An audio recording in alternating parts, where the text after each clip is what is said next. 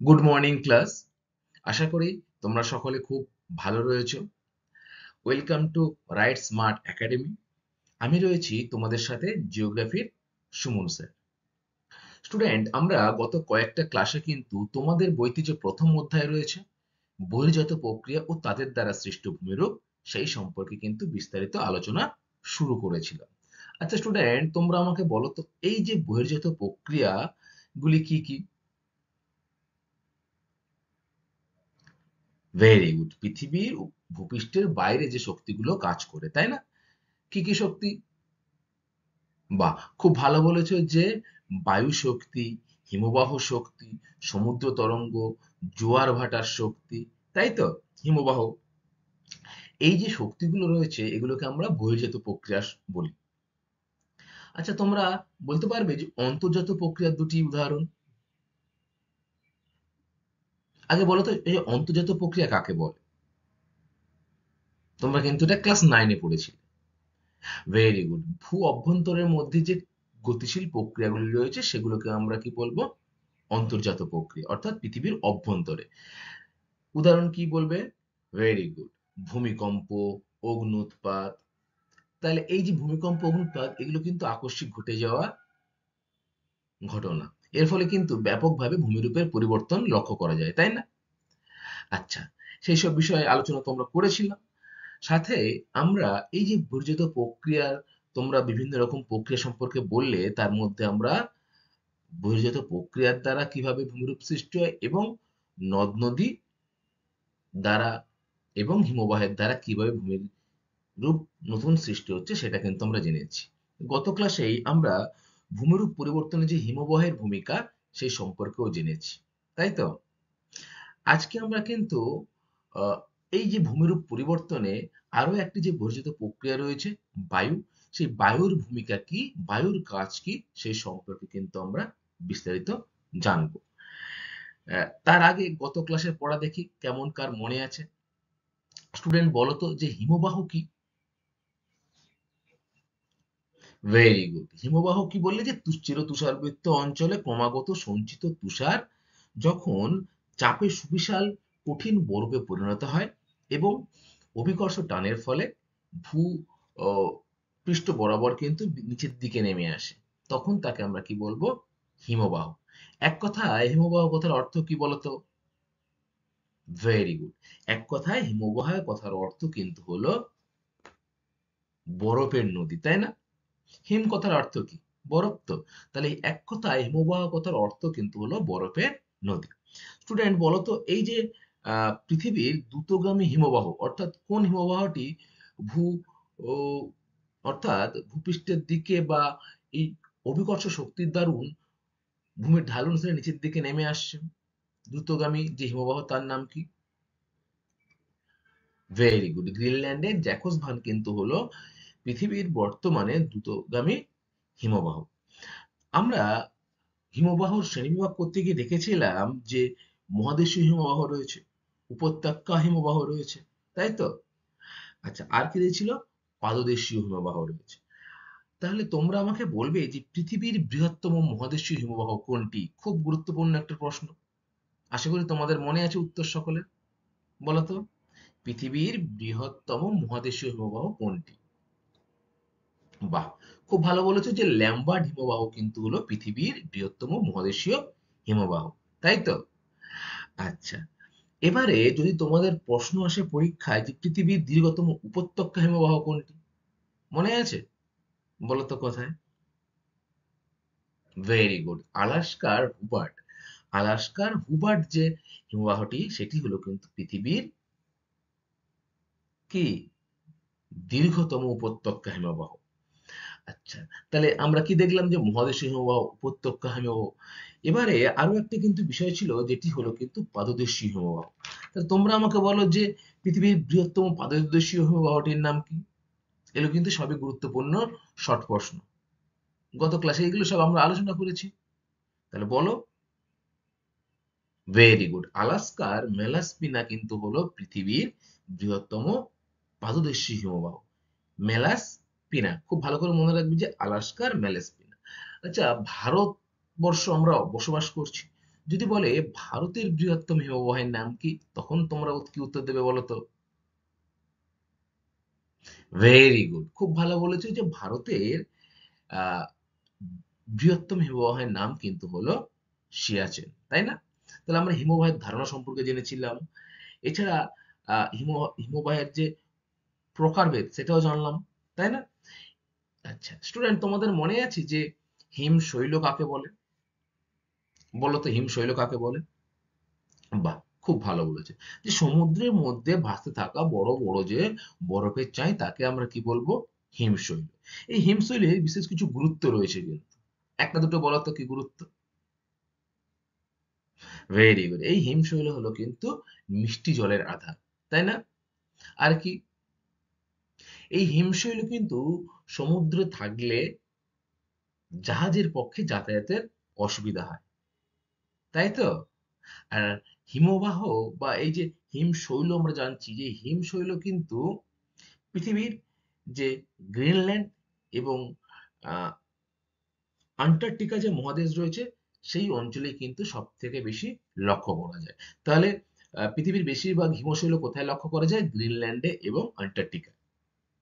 আচ্ছা স্টুডেন্ট, আমরা হিমরেখা সম্পর্কেও জেনেছিলাম। হিমরেখা কাকে বলে বলো তো? বলো। ভেরি গুড, ভূপৃষ্ঠে যে সীমারেখার ওপর সারা বছর তুষার জমে থাকে এবং যে সীমারেখার নিচে তুষারটা গলে জল হয়, মাঝখানে যে রেখাটা রয়েছে সেই রেখাটাকে আমরা কি বলছি? হিমরেখা। অর্থাৎ আহ, যে স্তর অবধি বরফটা পড়ছে তার ঠিক নিচ থেকেই কিন্তু দেখবে কি সৃষ্টি হয়? নদীর সৃষ্টি হয়। তাহলে যে রেখা দ্বারা কিন্তু এই যে যেখানে বরফ পড়ছে আর বরফ পড়ছে না এই দুটি অঞ্চল ভাগ করা হচ্ছে, তাকে আমরা কি বলবো? হিমরেখা, তাই তো? আচ্ছা, খুব ভালো।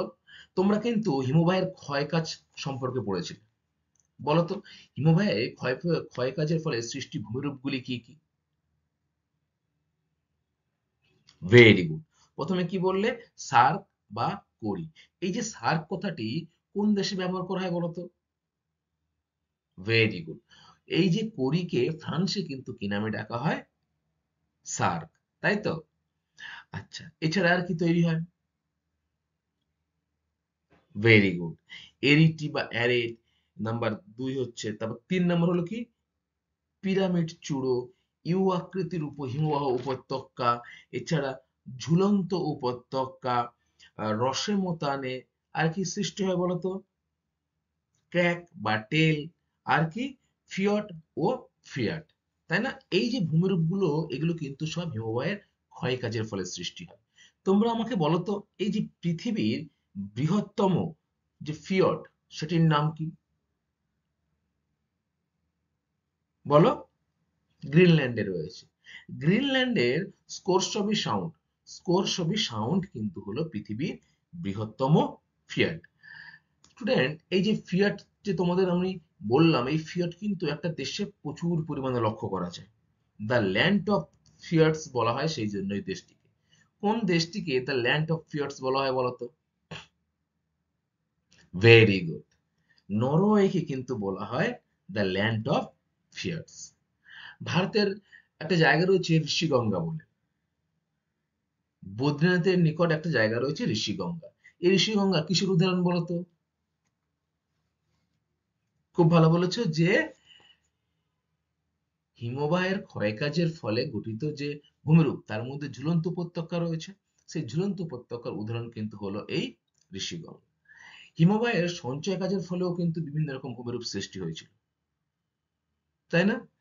প্রধান দুটি হিমবাহের সঞ্চয় কাজের ফলে প্রধান দুটি ভূমিরূপ কি কি বলতো?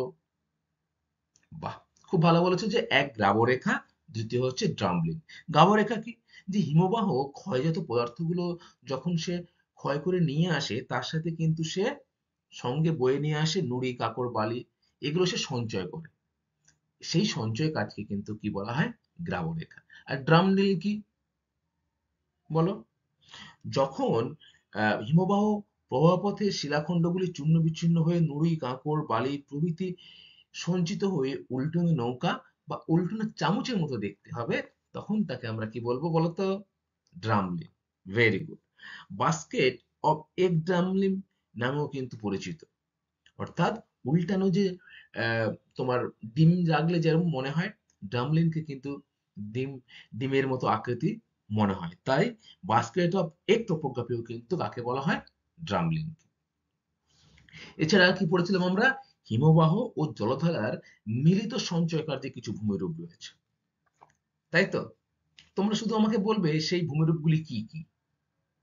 বলো। 1 নম্বর, ভেরি গুড, বহির্বিধ সমভূমি। আর কি, কেটেল বা কেটেল হ্রদ, তাই তো? আর কি পড়েছিলে, এস্কার পড়েছিলে, তাই তো? এছাড়া পড়েছিলে আগামুখ বা বোল্ডার ক্লে, কেম ও ক্লেম সোপান। এই যে ভূমিরূপগুলোর নাম বললাম তোমাদের, এগুলি কিন্তু সব কি, হিমবাহ এবং জলাধারা এই দুটির মিলিত কাজের ফলে গঠিত ভূমিরূপ সম্পর্কে। তাহলে আমরা গত ক্লাসের পড়া মোটামুটি করেছি, বা তোমরাও জেনেছো মোটামুটি, পারছো খুব ভালো সবাইকে। এবারে আজকের যে বিষয়টা সেটাতে আমরা আসবো। হিমবাহর তো হয়ে গেল, এবারে বায়ুর যে ভূমিকা, অর্থাৎ ভূমিরূপ পরিবর্তনে বায়ুর ভূমিকা এবং বায়ুর কাজ কি সেই সম্পর্কে জানবো। তার আগে আমরা বায়ুকর্য অঞ্চল সম্পর্কে জানবো, মরুভূমি এবং মরুদ্যান, এছাড়া বায়ুর গঠনের যে উপাদান রয়েছে সেগুলো সম্পর্কেও কিন্তু আমরা বিস্তারিত জানবো। দেখো, এই যে বায়ুর দ্বারা ভূমিরূপ পরিবর্তন একটা ক্লাসে করানো সম্ভব নয়, তাই জন্য আমি তোমাদের সাথে কয়েকটি পার্টে এই ক্লাসটা সম্পর্কে আলোচনা করব। আজকে আমরা কেবলমাত্র ভূমিরূপ পরিবর্তনের যে বায়ুর ভূমিকা সেটা শুরু করব। চলো।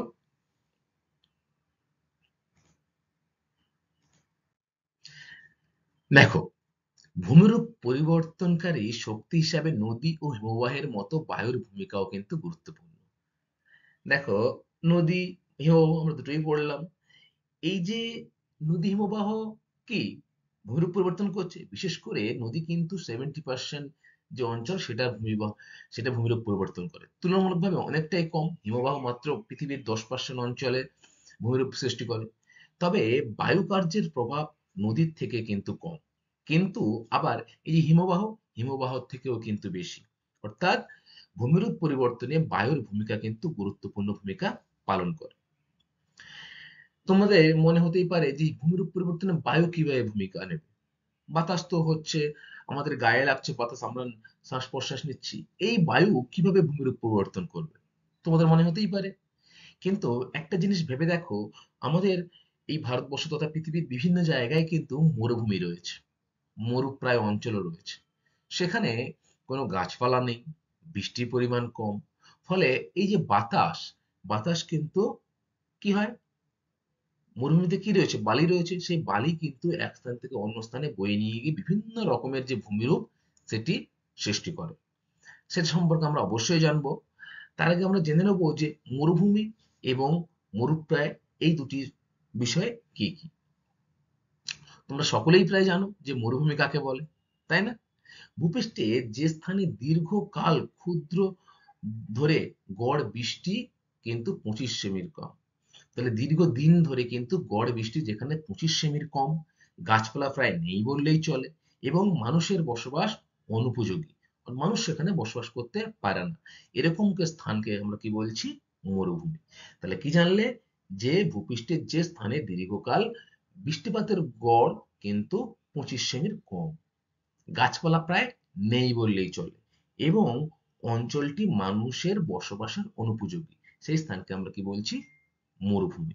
এবারে মরুপ্রায় কি, মরুভূমির মতো কিন্তু মরুপ্রায় অতটা রুক্ষ নয়, যেখানে বৃষ্টিপাতের গড় পরিমাণ 25 থেকে 50 সেমি, কিন্তু গাছপালা জন্মায় এবং কিছু চাষাবাদ ও সম্ভব হলে কিছু ক্ষেত্রে কিন্তু মানুষও বসবাস করে, এরকম স্থানকে আমরা কি বলবো, মরুপ্রায় অঞ্চল। তাহলে কি বললাম, যে বৃষ্টিপাতের পরিমাণ 25 থেকে 50, গাছপালা আহ বিভিন্ন স্থানে অল্প অল্প করে জন্মায়, চাষাবাদও হতে পারে, এবং মানুষও কিন্তু অল্প বসবাস করে, সেরকম স্থানকে আমরা কি বলবো, মরুপ্রায়। বায়ু কার্য অঞ্চল।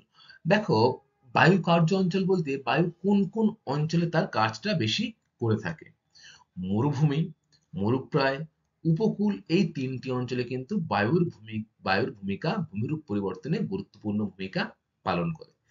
আমরা মরুভূমি আর মরুপ্রায় এই দুটি জায়গায় তো বায়ু কাজ করবে সেটা জানলাম। উপকূল অঞ্চল মানে কোনটা বলো তো স্টুডেন্ট?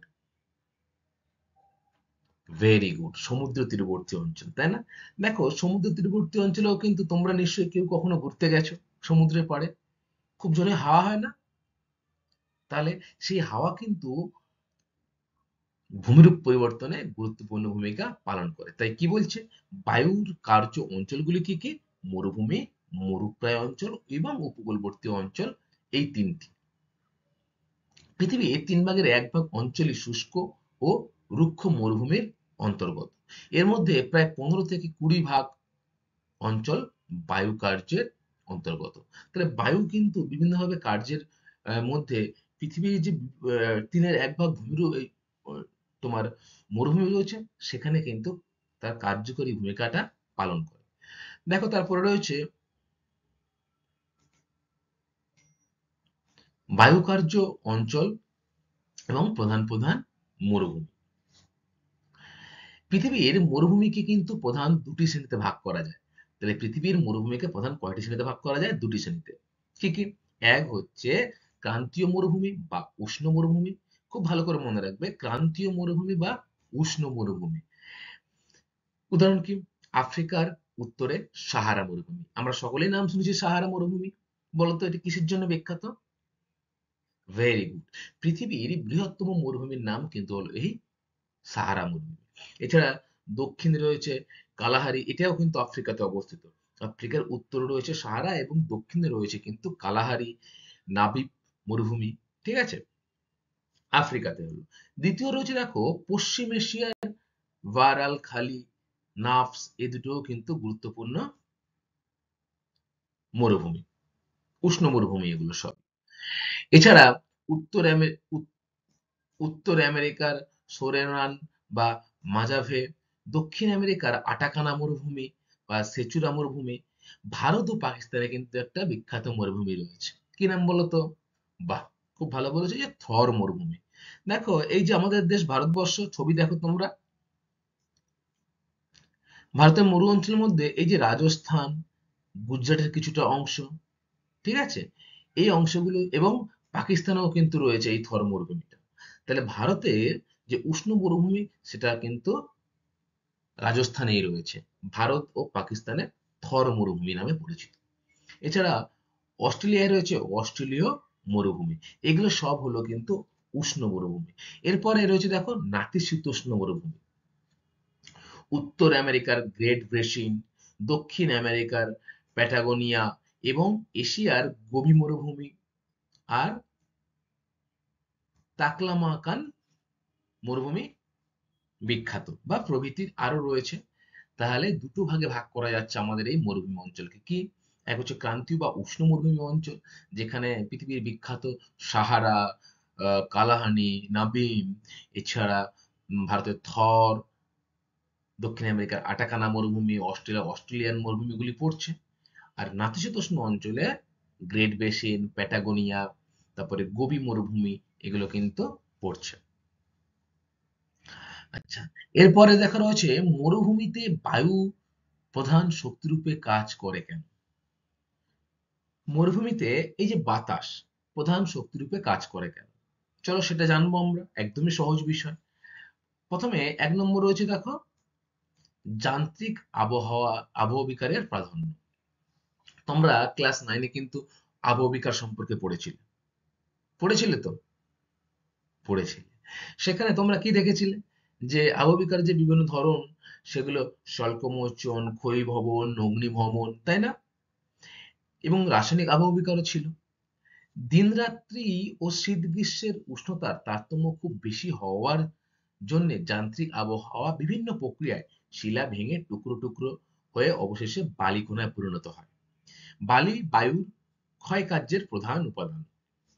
দেখো মরুভূমি অঞ্চলে যদি এরকম একটা শিলাস্তর থাকে, সেগুলো অনবরত বায়ুর সংঘর্ষে এসে ক্ষয়প্রাপ্ত হয়ে নিচেই কিন্তু পড়ে থাকে। একে আমরা কি বলছি? আবহবিকার বলছি।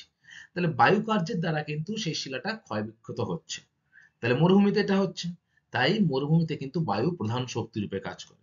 এছাড়া আর কি, বৃষ্টির অভাব। বৃষ্টি এখানে কিন্তু হয় না। মরুভূমি অঞ্চলে কি বৃষ্টি হয়? 25 সেমির কম, মানে খুবই সামান্য বৃষ্টি, না হওয়ার মতোই। তাহলে বৃষ্টি যখন ওখানে হচ্ছে না, তখন বালির স্তর কিন্তু সর্বদা আলগা ও শিথিল থাকে, যা খুব সহজেই কিন্তু উড়ে অন্যত্র চলে যায়। তাহলে বায়ু প্রধান শক্তি হিসেবে কাজ করছে, তার আরো একটি কারণ কি? বৃষ্টির অভাব। বৃষ্টি হচ্ছে না বলে শিলাস্তরগুলি বা এই যে বালির স্তরগুলি সর্বদা আলগা ও শিথিল অবস্থায় থাকছে। ফলে খুব সহজেই কিন্তু এক স্থান থেকে আরেক স্থানে উড়ে যেতে পারছে।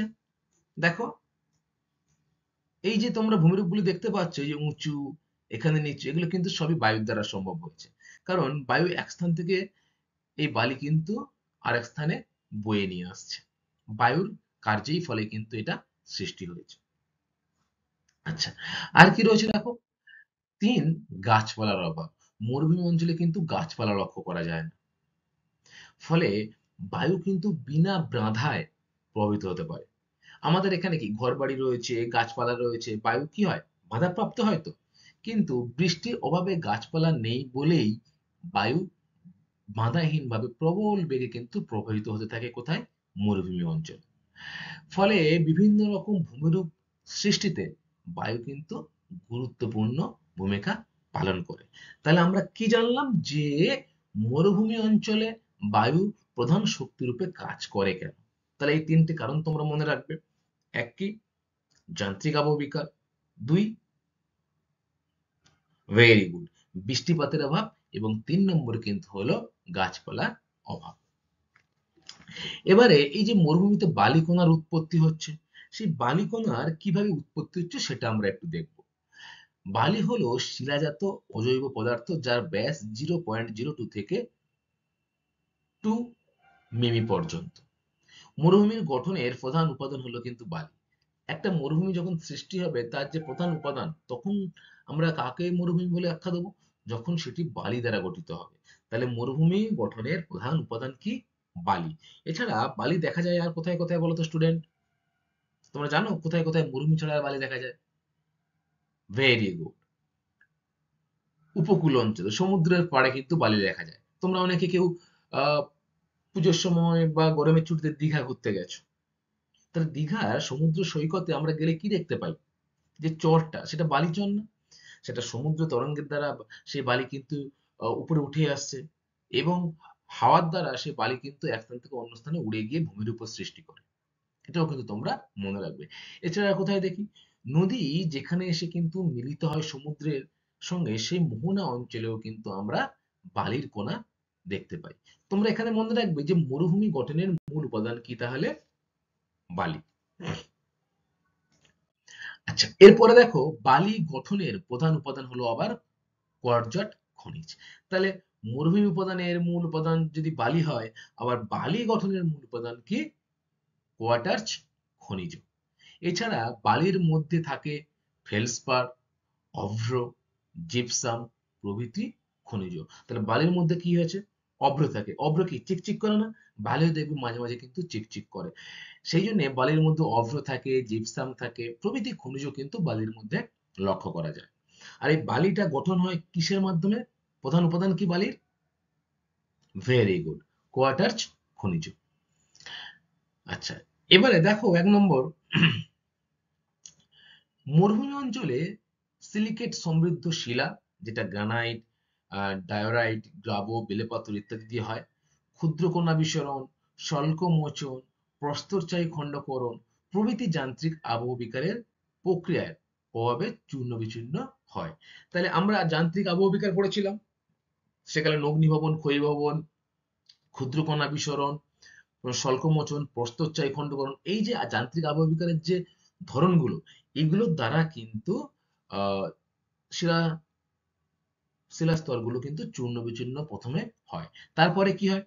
পরে অবঘর্ষ ও ঘর্ষণ ক্ষয় প্রক্রিয়ায় ছোট হতে হতে সবশেষে কিন্তু বালিকণায় পরিণত হয়। দেখো এই যে অংশগুলো, এগুলো কিন্তু ক্ষয়প্রাপ্ত হচ্ছে বায়ুর দ্বারা, এবং ক্ষয়প্রাপ্ত হয়ে ধীরে ধীরে কিভাবে? অবঘর্ষণ এবং ঘর্ষণ প্রক্রিয়ার মাধ্যমে কিন্তু ছোট হচ্ছে। এগুলো ছোট হয়ে হয়ে কিন্তু নুড়ি থেকে শুরু করে ছোট ছোট যে বালি দানা, সেই বালি দানায় পরিণত হচ্ছে এই বিভিন্ন যান্ত্রিক আবহবিকারের ফলে। আচ্ছা, এরপরে ৩ নম্বর রয়েছে দেখো, বৃষ্টি ও জলের অভাব যেহেতু রাসায়নিক প্রক্রিয়া কার্যকর নয় বলে বালির পলিকণার পরিমাণ কিন্তু হতে পারে না। বৃষ্টি এবং জলের অভাব কিন্তু রয়েছে মরুভূমি অঞ্চলে। ফলে কি হয়? রাসায়নিক প্রক্রিয়া কার্যকর হচ্ছে না। আমরা রাসায়নিক আবহবিকারেও পড়েছিলাম যে বৃষ্টি ও জলের অভাবে কিন্তু রাসায়নিক আবহবিকার ক্ষতিগ্রস্ত হয়, বাধাপ্রাপ্ত হয়। ফলে বালিটা কিন্তু পলিকণায় পরিণত হতে পারে না বৃষ্টি ও জলের অভাবে। নাম্বার ৪, উপকূল ও নদীর মোহনায়। কোথায়? উপকূল ও নদীর মোহনায় বালি তৈরি হয়েছে সিলিকেট সমৃদ্ধ শিলা যান্ত্রিক ও রাসায়নিক প্রক্রিয়ার মাধ্যমে। কোয়ার্টাজ খনিজ রাসায়নিকভাবে পরিবর্তিত হয় না বলেই তা মোটা দানা বালিতে পরিণত হয়। কোনো কোনো উপকূলে চুনাপাথর অর্থাৎ সাদা যে বালি সেটা লক্ষ্য করা যায় ও প্রবালের খোলস থেকেও কিন্তু বালির উৎপত্তি ঘটেছে। তাহলে কি উপকূলবর্তী বা নদীর যে মোহনা অঞ্চল সেখানে যান্ত্রিক ও রাসায়নিক প্রক্রিয়ার মাধ্যমে কিন্তু সিলিকেট সমৃদ্ধ শিলা, সেই শিলা থেকেই কিন্তু এই বালির উৎপন্ন হয়েছে। কোয়াটাজ রাসায়নিক প্রক্রিয়ায় কিন্তু পরিবর্তিত হয় না, ফলে মোটা দানা বালিতে কিন্তু পরিণত হয়। ঠিক আছে? আবার তোমরা কোথাও ঘুরতে গেলে দেখবে যে সমুদ্রের তীরবর্তী অঞ্চল সাদা বালিতে ভর্তি। সেখানে কি হয়? সেখানে চুনাপাথর ও প্রবালের যে খোলস সেখান থেকেও কিন্তু এরকম বালির সৃষ্টি হয়। দেখো, নদী যেখানে সমুদ্রে এসে মিশছে তার তীরবর্তী অঞ্চলে কিন্তু বালির এরকম স্তর লক্ষ্য করা যায় উপকূলবর্তী অঞ্চল।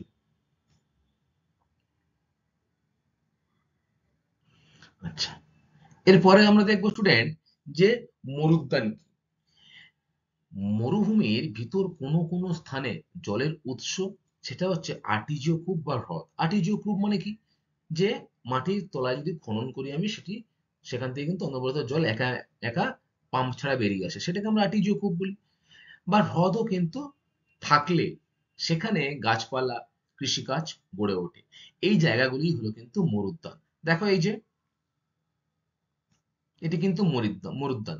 দেখো জলের আহ, অভাব নেই বলে বা জল থাকে বলে এর পাশাপাশি অঞ্চলে কিন্তু কৃষিকাজ গড়ে ওঠে বা গাছপালাও কিন্তু গড়ে ওঠে এবং এটিকে কেন্দ্র করে এই অঞ্চলে কিন্তু কিছু কিছু ক্ষেত্রে জনবসতিও কিন্তু গড়ে ওঠে। কোথায়? মরুদ্যানে। মরুদ্যানে সেই জন্য জনবসতি দেখা যায় কারণ সেখানে এরকম কূপ, আর্টেজিও কূপ বা হ্রদ বা জলের উৎস যেই হোক না কেন সেটা থাকে বলে। মরুদ্যান মরুভূমি অতিক্রমকারী মানুষের কাছে কিন্তু স্বর্গের সমান। মানুষ দেখবে অনেকে তোমরা আছে যারা উট নিয়ে কিন্তু মরুভূমির উপর দিয়ে চলে যায়, তাই না? দিনের পর দিন কিন্তু তারা মরুভূমির উপর দিয়ে চলছে। যখন তারা এরকম মরুভূমির উপর দিয়ে চলতে চলতে এরকম মরুদ্যান লক্ষ্য করতে পারে, তখনই কিন্তু তাদের কাছে সেটা স্বর্গের মতো হয়। কারণ অনেকদিন পরে চলাচল করার পরে তারা কিন্তু জলের খোঁজটা পায়, তাই তো? সেই জন্যে মরুদ্যান কিন্তু মানুষের কাছে স্বর্গের সমান। আচ্ছা, আর কি রয়েছে দেখো, বিভিন্ন ধরনের মরুভূমি। আমরা মরুভূমি কিন্তু বিভিন্ন ধরনের হয়ে থাকে। কোথাও দেখবে বালুকাময় মরুভূমি, শুধু বালিই রয়েছে। আবার কোথাও রয়েছে পাথুরে মরুভূমি, ঠিক আছে, বড় বড় পাথরের চাই রয়েছে সেই মরুভূমিতে। আবার কোথাও রয়েছে শিলাময় মরুভূমি, যেখানে কেবলমাত্র শিলা দিয়ে মরুভূমির সৃষ্টি হয়। আমরা সেই সম্পর্কেই পড়বো। প্রথমে রয়েছে দেখো স্টুডেন্ট বালুকাময় মরুভূমি। কেবল বালি দিয়ে গঠিত মরুভূমিকে সাহারায় আর্ক এবং তুর্কিস্তানে কুম বলে। খুব ভালো করে তোমরা মনে রাখবে যে বালি দিয়ে গঠিত মরুভূমিকে সাহারায় কি বলে? শর্ট প্রশ্ন, খুবই পরীক্ষার জন্য গুরুত্বপূর্ণ। তাহলে বালি দিয়ে গঠিত মরুভূমিকে সাহারায় কি বলা হয়? আর্ক। এবং তুর্কিস্তানে কুম বলে পরিচিত। তাহলে নাম্বার ওয়ান কি হলো? বালুকাময় মরুভূমি। দেখো শুধু বালির স্তর কিন্তু তোমরা দেখতে পাবে এখানে। নাম্বার দুই, পাথুরে মরুভূমি। বিভিন্ন আকৃতির পাথরখণ্ড দিয়ে গঠিত মরুভূমিকে আলজেরিয়ায় রেক, লিবিয়া ও মিশরে সেরিও এবং অস্ট্রেলিয়ায় গিবার্স বলা হয়। তবে এই যে রেক কথাটা কিন্তু খুবই গুরুত্বপূর্ণ, ঠিক আছে? তাহলে যদি তোমাদের বলে আহ বিভিন্ন আকৃতির পাথরখণ্ড দিয়ে গঠিত মরুভূমিকে আলজেরিয়ায় কি বলা হয়? রেক। তাহলে আমরা তো কিন্তু অনেকগুলো নতুন নতুন ভাষা শিখছি কিন্তু। দেখো আর্ক, বালিময় যে মরুভূমি তাকে আর্ক বলছে। আবার যেগুলো শুধু পাথরখণ্ড দিয়ে সেটাকে আমরা কি বলছি আলজেরিয়ায় রেক। তাই তো? এই যে ছবি দেখো, বড় বড় পাথরের চাই দিয়ে কিন্তু এই মরুভূমির সৃষ্টি হয়েছে। এরপর রয়েছে নাম্বার 3, শিলাময় মরুভূমি। কেবল শিলা দিয়ে গঠিত মরুভূমিকে সাহারায় হামাদা বলে। Very very important. তোমাদের পরীক্ষায় কিন্তু 2 নম্বরের পরীক্ষায় প্রশ্নই আসতে পারে যে হামাদা কাকে বলে। হামাদা কি? যে কেবলমাত্র শিলা দিয়ে গঠিত মরুভূমিকে সাহারায় হামাদা বলা হয়। বা এরকমও পরীক্ষায় আসতে পারে যে কেবল শিলা দিয়ে গঠিত মরুভূমিকে সাহারায় কি বলে? হামাদা। আচ্ছা বলো তো, কেবল বালি দিয়ে গঠিত মরুভূমিকে সাহারায় কি বলে?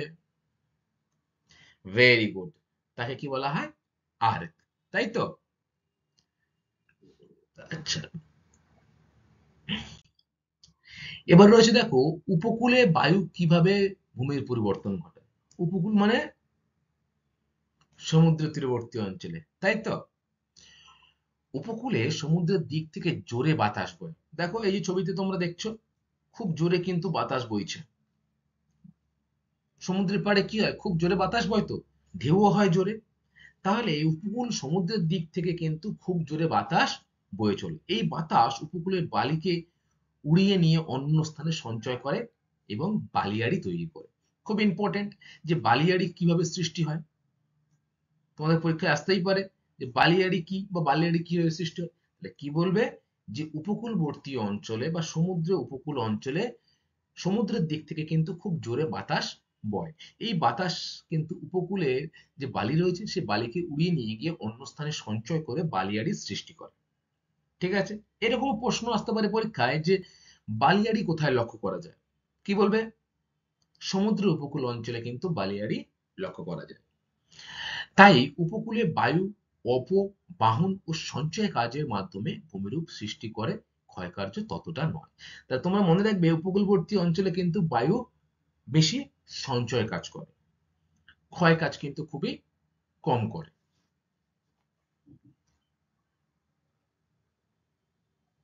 তোমরা ছবি দেখেই বুঝতে পারছো, দেখো সমুদ্র তীরবর্তী অঞ্চল, খুব জোরে হাওয়া বইছে।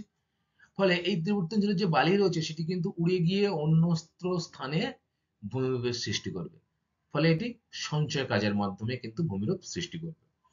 আচ্ছা, এরপরে রয়েছে দেখো বায়ুর ক্ষয়কার্য। দেখো বায়ুর ক্ষয়কার্য রয়েছে, বায়ুর সঞ্চয় কার্য রয়েছে, তাই তো? আমরা আজকে বায়ুর ক্ষয়কার্য কি পদ্ধতিতে হয় সেই সম্পর্কে জানবো এবং পরবর্তী ক্লাসে বা নেক্সট ক্লাসে আমি বায়ুর ক্ষয়কার্যের ফলে যে ভূমিরূপগুলি গঠিত হয় সেই সম্পর্কে আলোচনা করব। তাহলে আমাদের আজকে কি জানবো? যে বায়ুর ক্ষয়কাজ কি পদ্ধতিতে হয়ে থাকে। দেখো স্টুডেন্ট, বায়ুর যে ক্ষয়কাজ সেটি মূলত 3টি পদ্ধতিতে হয়ে থাকে। কি কি বলো, পারবে? দেখো, তোমরা আবহবিকারের সময়ও পড়েছিলে কিন্তু এই ক্ষয়কাজ সম্পর্কে। কি কি বলতো? বায়ুর ক্ষয়কাজ মূলত অপঘর্ষ পদ্ধতি, নাম্বার 1। নাম্বার 2 হচ্ছে ঘর্ষণ পদ্ধতি এবং নাম্বার 3 হচ্ছে কি অপবাহন পদ্ধতি। ঠিক আছে? এই 3টি পদ্ধতিতে মূলত আহ, বায়ুর ক্ষয়কাজটা হয়ে থাকে। দেখো, নাম্বার 1 আমরা জানবো অবঘর্ষ পদ্ধতি সম্পর্কে। 3টি পদ্ধতিতে হয়। নাম্বার 1 কি? অবঘর্ষ পদ্ধতি। মরু অঞ্চলে বায়ুর সাথে বাহিত বালি, অতি ক্ষুদ্র প্রস্তরখণ্ড শিলাস্তরের উপর আছড়ে পড়ে এবং শিলার উপর আঁচড় কাটা দাগ, গভীর ক্ষত, মৌচাকের মতো দাগ, অসংখ্য গর্ত সৃষ্টি করে। একে অবঘর্ষ পদ্ধতি বলে। তোমরা ছবিতে দেখো কি বলছে? মরু অঞ্চলে যদি বায়ুর সাথে বাহিত বালি, অতি ক্ষুদ্র প্রস্তরখণ্ড শিলাস্তর, ধরো এটা একটা শিলাস্তর। এই শিলাস্তরে বায়ুবাহিত বিভিন্ন কি বালি খুব জোরে বাতাসের সাথে প্রবাহিত হচ্ছে এবং এই শিলার এই অংশটাকে কিন্তু ক্রমশ ধাক্কা দিচ্ছে। ফলে এখানে আঁচড় কাটা দাগের মতো বা মসৃণ মৌচাকের মতো দাগ, অসংখ্য গর্তর কিন্তু সৃষ্টি হবে। এই যে পদ্ধতি, একে আমরা কি বলবো? অবঘর্ষ পদ্ধতি। বালির মধ্যে থাকা কঠিন কোয়ার্জেট কণা অবঘর্ষ প্রক্রিয়াকে ত্বরান্বিত করে। তাহলে এই বালির মধ্যে কি থাকে? কোয়াড্রাট কণা, সেই কণা কিন্তু খুব দ্রুত গতিতে ক্ষয় কাজটা করে থাকে। অবঘর্ষ প্রক্রিয়া ভূমির সামান্য উপরে শিলাস্তরের উপর কিন্তু সর্বাধিক ক্রিয়াশীল। দেখো এই যে ভূমিভাগ, তার ঠিক উপরে সর্বাধিক ক্রিয়াশীল হয় কোন প্রক্রিয়া? অবঘর্ষ প্রক্রিয়ার মাধ্যমে কিন্তু ক্ষয় কাজটা করে থাকে বায়ু। তাহলে বায়ু তিনটি পদ্ধতির মধ্যে ক্ষয় কাজ করে, তার মধ্যে প্রথম কি হলো? অবঘর্ষ। এরপরে দেখো রয়েছে ঘর্ষণ ক্ষয়, নাম্বার 2 ঘর্ষণ ক্ষয়। ভূপৃষ্ঠের উপর দিয়ে বায়ুর প্রবাহে বাহিত বিভিন্ন আকৃতির নুড়ি, প্রস্তরখণ্ড একে অপরের সাথে কিন্তু ঠোকাঠুকিতে ভেঙে অবশেষে বালিকণায় পরিণত হয়। এটি হলো কিন্তু ঘর্ষণ ক্ষয় প্রক্রিয়া। দেখো এরকম ভূমির উপরে কিন্তু আহ, বায়ুর প্রভাবে বিভিন্ন রকম যে আকৃতির নুড়ি বা প্রস্তরখণ্ড রয়েছে সেগুলো কিন্তু নিজেদের মধ্যে ধাক্কা খায়। ধাক্কা খাওয়ার ফলে কি হবে? ধাক্কা খাওয়া বা ঠোকাঠুকির ফলে কিন্তু বালিকণায় সেগুলো পরিণত হবে, অর্থাৎ ক্ষয়প্রাপ্ত হবে। দুটিরই কিন্তু শিলাস্তর যখন ধাক্কা খাবে তখন কিন্তু সে ক্ষয়প্রাপ্ত হবে এবং বালিকণায় পরিণত হবে, গুঁড়ো গুঁড়ো পড়বে। তাহলে সেই গুঁড়োটা কি? সেখানে বালিকণা। এটাকেই কিন্তু আমরা কি বলছি? ঘর্ষণ ক্ষয় প্রক্রিয়া। ঠিক আছে। নাম্বার 3 কি? অপবাহন প্রক্রিয়া। দেখো অপবহন প্রক্রিয়ার মাধ্যমেও কিন্তু বায়ু ক্ষয় কাজটা করে থাকে। তাহলে বায়ুর ক্ষয়কাজের যে পদ্ধতি তার মধ্যে অপবহনটা কি বলছে দেখো? জলের অভাবে মরুভূমির বালি, পলি, আলগা শিথিল অবস্থায় থাকে। যদি বালির উপরে জল দাও তাহলে কেমন হয় বলতো? সেই বালি কি সহজে উড়বে? বালির উপরে জল দিলে কিন্তু একটা থোকা থোকা ভাব আসে, কিন্তু হাওয়া দিলেও কিন্তু সেই বায়ু, সেই বালি সহজে উড়বে না। কিন্তু মরুভূমিতে কি হচ্ছে? বৃষ্টিপাতের পরিমাণ একদমই নেই বললেই চলে। ফলে বৃষ্টিপাতের অভাবে কিন্তু মরুভূমির বালি ও পলি আলগা শিথিল অবস্থায় থাকে। তাই প্রবল বায়ু প্রবাহ এই বালি ও পলিকণা কিন্তু অপসারিত হয়। এটি হলো অপবাহন প্রক্রিয়া। কি বলছে? যে মরুভূমির বালু কিন্তু আলগা থাকে ও শিথিল অবস্থায় থাকে। কেন? সেখানে জলের অভাব রয়েছে। তাই বায়ু যখন প্রবল বেগে প্রবাহিত হয় তখন তার সাথে কিন্তু এই পলি বালিগুলো কিন্তু অপসারিত হয়, তার সাথে চলে যায়। এই যে প্রক্রিয়াটা, সেই প্রক্রিয়াটাই কিন্তু হলো অপবহন প্রক্রিয়া বা ডিফ্লেকশন প্রক্রিয়া। এর প্রভাবে মরুভূমিতে অবনত স্থান, ছোট বড় গর্তের সৃষ্টি হয়।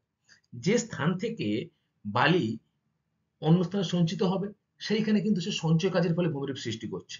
কিন্তু যেখান থেকে বালিটা সে হাওয়া বা বায়ুর দ্বারা বয়ে নিয়ে যাবে সেই স্থানে কিন্তু গর্তের সৃষ্টি হচ্ছে। তাহলে এটিও কিন্তু ক্ষয় কাজ। দেখো এইখানে বালিটা ছিল, বালিটা সে এখান থেকে নিয়ে চলে যাচ্ছে, মানে কি? এখানে গ্যাপ বা গর্তের সৃষ্টি হবে। ঠিক আছে। এটি অপবাহন প্রক্রিয়ার মাধ্যমে কিন্তু হয়ে থাকে। ঠিক আছে স্টুডেন্ট, আজকের ক্লাসটা এই পর্যন্তই। আশা করি তোমরা বুঝতে পেরেছো। আমরা এরপরে আজকে যে বিষয়টা পড়লাম সেখান থেকে কি কি কি গুরুত্বপূর্ণ প্রশ্ন পরীক্ষায় আসে সেগুলো কিন্তু আমরা একটু দেখে নেব। দেখো কয়েকটি গুরুত্বপূর্ণ প্রশ্ন। 1 নম্বর দেখো, মরুভূমি ও মরুপ্রায় কি? তোমরাই বলতে পারবে। বলো আমাকে মরুভূমি কি আগে? বাহ! যেখানে বৃষ্টিপাতের পরিমাণ, গড় বৃষ্টিপাতের পরিমাণ 25 সেমির কম, তাই তো? আর এবং মানুষের থাকার অযোগ্য স্থান, সেটি কিন্তু হলো মরুভূমি। মরুপ্রায় কি? মরুপ্রায়ে বছরে গড় বৃষ্টিপাতের পরিমাণ 25 থেকে কত? ভেরি গুড, 25 থেকে 50 সেমি। এবং কিছু কিছু স্থানে কিন্তু মরুপ্রায় অঞ্চলে কি হয়? আর্টিজিও কূপ বা জলের উৎস কিন্তু আমরা লক্ষ্য করতে পারি, যাকে কেন্দ্র করে কিছু কিছু চাষাবাদও হয়ে থাকে, তাই তো? তাকে আমরা কি বলবো? মরুপ্রায়। তাহলে মরুভূমি ও মরুপ্রায় কি তোমরা জানলে। আচ্ছা তোমরা বলো এবার স্টুডেন্ট, 2 নম্বর, পৃথিবীর বৃহত্তম মরুভূমির নাম কি? খুব ইম্পর্টেন্ট, বলো। ভেরি গুড, পৃথিবীর বৃহত্তম মরুভূমির নাম কিন্তু হলো সাহারা মরুভূমি। তোমরা বলো তো, যে ভারতেও কিন্তু একটি বিখ্যাত মরুভূমি রয়েছে, তার নাম কি? ভেরি গুড, ভারতের যে মরুভূমিটি বিখ্যাত তার নাম কিন্তু থর মরুভূমি। ভারত এবং পাকিস্তানেরও কিছুটা অংশে এই থর মরুভূমি অবস্থান করছে। ভারতের কোন রাজ্যে মূলত এই থর মরুভূমি রয়েছে বলো তো স্টুডেন্ট? ভেরি গুড, রাজস্থানে কিন্তু রয়েছে থর মরুভূমি। আচ্ছা, এরপরে নাম্বার 3 দেখো, মরুভূমিতে বায়ু প্রধান শক্তিরূপে কাজ করে কেন? কি কি কারণ? 3টি কারণ রয়েছে, বলো তো কি কি? ভেরি গুড, আবহ বিকারের জন্য, এছাড়া বৃষ্টিপাতের অভাব, এবং গাছপালা অভাব, এই কারণে কিন্তু বায়ু প্রধান শক্তি রূপে মরুভূমিতে কাজ করে। নাম্বার 4, বালি গঠনের প্রধান উপাদান কি? আগে বলো তো মরুভূমি গঠনের প্রধান উপাদান কি? ভেরি গুড, মরুভূমি গঠনের প্রধান উপাদান কিন্তু বালি, তাই তো? আবার এই বালি গঠনের প্রধান উপাদান কিন্তু হলো কোয়াটার্চ খনিজ। কোন খনিজটা? কোয়াটার্চ খনিজ। নাম্বার 5 রয়েছে দেখো, বালি দিয়ে গঠিত মরুভূমি কি নামে পরিচিত? সাহারায় এরকম বালি দিয়ে গঠিত মরুভূমি কিন্তু এর নির্দিষ্ট নাম রয়েছে, তার নাম কি বলতো? Very good, arc. তাহলে বালি দিয়ে গঠিত মরুভূমি আর্ক নামে পরিচিত। নাম্বার 6, কেবল শিলা দিয়ে গঠিত মরুভূমিকে সাহারায় কি বলে? খুব ইম্পর্টেন্ট, বলো। শুধু শিলা দিয়ে গঠিত। ভেরি গুড, তাকে কিন্তু বলা হয় হামাদা। তাহলে মরুভূমিতে শিলা দিয়ে গঠিত ভূমিরূপকে বলা হয় হামাদা। নাম্বার 7, উপকূলে বায়ু কিভাবে ভূমির পরিবর্তন ঘটায়?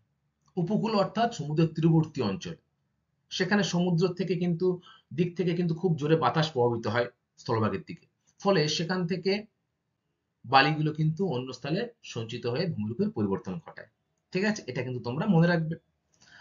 আর 8 নম্বর কি রয়েছে দেখো, বায়ুর ক্ষয়কাজ কয় প্রকার ও কি কি? দেখো, বায়ু মূলত ক্ষয় কাজ কয়টি প্রক্রিয়া করে? 3টি প্রক্রিয়া। সেই 3টি প্রক্রিয়া সম্পর্কে কিন্তু তোমাদের বলতে হবে। কি কি প্রক্রিয়া? নাম্বার 1, ভেরি গুড, অবঘর্ষ প্রক্রিয়া। নাম্বার 2, ঘর্ষণ ক্ষয় প্রক্রিয়া। এবং নাম্বার 3 হচ্ছে কিন্তু অপবাহন প্রক্রিয়া। ঠিক আছে স্টুডেন্ট, আমরা কেবলমাত্র আজকে বায়ুর ক্ষয়কাজের যে প্রক্রিয়াগুলো সম্পর্কে জানলাম, তাই তো? এর পরবর্তী ক্লাসে আমি তোমাদের সাথে বায়ুর ক্ষয়কাজের ফলে সৃষ্ট যে ভূমিরূপগুলি রয়েছে সেগুলো আলোচনা করব। ক্লাসটা মনোযোগ দিয়ে শোনার জন্য সকলকে অসংখ্য ধন্যবাদ। দেখা হচ্ছে পরের ক্লাসে।